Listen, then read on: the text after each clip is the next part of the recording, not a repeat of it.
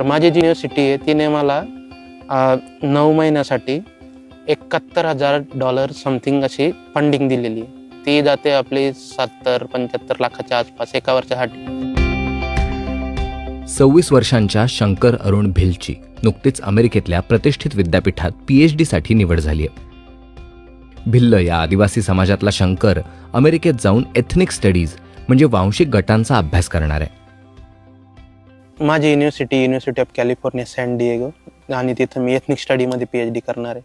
तर पहिल्या 9 महिन्यांसाठी मला फेलोशिप जी भेटली आहे तर तो ॲग्रीमेंट असं आहे की सेकंड इयरपासून मला काम करावं लागेल.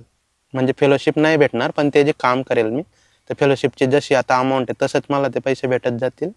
आणि पहिले जे 2 वर्ष आहेत ते माझं कोर्स वर्क राहील. नंतर मग एक्झाम आणि नंतर मग आपण रिसर्च वगैरे करायचं. शंकर जळगाव जिल्ह्यातल्या नागझिरे गावात राहतो. 20 ते 25 घरं आणि 80 ते 100 लोकवस्तीचं हे छोटंसं गाव. आमचे मोस्टली लोक तर मजुरीच करतायत.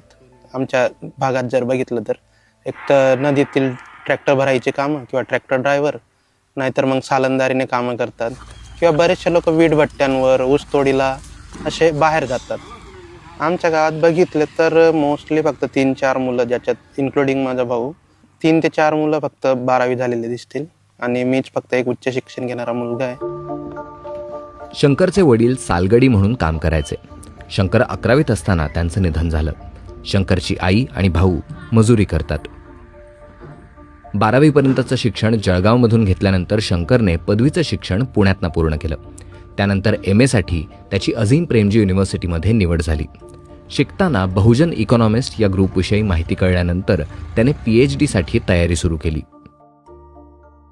एका मित्राने अजून मला सांगितलं की बहुजन इकॉनॉमिस्ट म्हणून असं प्लॅटफॉर्म आहे ज्यांनी मेंटरशिपसाठी फॉर्म चालू केलेत, जे गाईड करतात मुलांना आणि त्यांचे गाईड करणारे मुलं बाहेर आहेत, बाकीचे विदेशात, जे मेंटर म्हणून भेटतात इंडिव्हिज्युअल. तर तसं बहुजन इकॉनॉमिस्ट थ्रू मला एक मेंटर भेटलेली. मग त्यांनी मला गाईड केलं. आदिवासींची जमीन बिगर आदिवासींकडे कशा प्रकारे हस्तांतरित झाली हा शंकरच्या संशोधनाचा विषय असणार आहे. की ज्या आमच्या भिल्लांच्या जमिनी गेल्या आहेत, एक तर ते क्षुल्लक कारणांसाठी गेल्या. कधी 10-5 रुपये घेतले, कधी 1000 घेतले, कधी 500 घेतले. स्वतः आमच्या आजीचे गेली आहे, आमचे आईच्या त्यांच्या वडिलांच्या तिकडून अटकून पडलेल्या आहेत जमिनी. तर मी तेच बघतोय की आदिवासींच्या जमिनी ज्या गैरआदिवासींकडे गेल्यात याची काय प्रोसेस होती, ते सबज्युगेशन कशा प्रकारे झालं, मग नंतर याच्यात गव्हर्नमेंटचा काही रोल आहे का.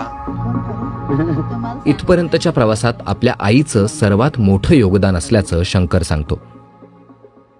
विषय असा होता की वडील म्हणजे दारू वगैरे प्यायचे आणि आईने खूप सहन केलंय, ते कोणाला सांगून दाखवत नाही. सर्वात मोठं योगदान तर माझ्या आईचं आहे, कारण ती खंबीरपणे उभी राहिली ह्या पॉईंटपर्यंत, म्हणजे पुढे पण असेलच. सिंधुबाई भिल यांना एकूण 5 अपत्य. त्यांनी मजुरी करत करत शंकरला शिकवलं. आपल्या मुलानं कष्टाचं चीज केलं म्हणत त्यांना गहिवरून येतं. कशी का कंडिशन असे ना मुलं शिकायचे होते. मला पहिल्या आश्रमात टाकली मी, तेव्हा फक्त 25 रुपये रोज होता. मुलगा बाहेर देश जातोय. किती आनंद झाला. आनंद तर खूप झाला, पण दूर जातोय त्याचं दुःख बी होत आहे. पण चांगलं आहे ना, शिकायला आता इथून पुढे आहे की नाही. आतापर्यंतच्या प्रवासात शंकरला आर्थिक अडचणींचाच नाही तर टोमण्यांचाही सामना करावा लागला. सामाजिक याच्यात बघायला गेलं तर लोकांचा दृष्टिकोन असाच की मग तुम्ही ST आहे, तुम्हाला रिझर्वेशनचा फायदा आहे. खरं बघायला गेलं तर बँगलोरला असताना तिथं प्रायव्हेट युनिव्हर्सिटी आहे, अझीम प्रेमजी युनिव्हर्सिटी, तर रिझर्वेशनचा काहीच फायदा नाही. किंवा आता मी USA ला जातोय, तिथं पण रिझर्वेशनचा काही संबंध येत नाही. तर मग लोकांना असं वाटतं की नाही यांच्या लोकांना सवलती आहे, मग त्यामुळे होऊन जाईल. मी भिल आदिवासी समाजातल्या मुलांना असं सल्ला देईल की बाबा तुम्ही शिक्षणाकडे वळा, कारण तोच सध्याला आपल्याला एक उपाय आहे. कारण आपलं स्वतःच्या घरचे कॅपिटल नाही आहे, नाही आपलं सोशल नेटवर्क आहे.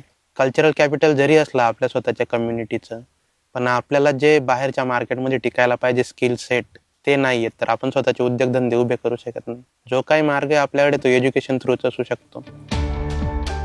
आदिवासी समाजाच्या वेदनांना आपल्या अभ्यासातना आवाज देण्याचं शंकरचं ध्येय आहे.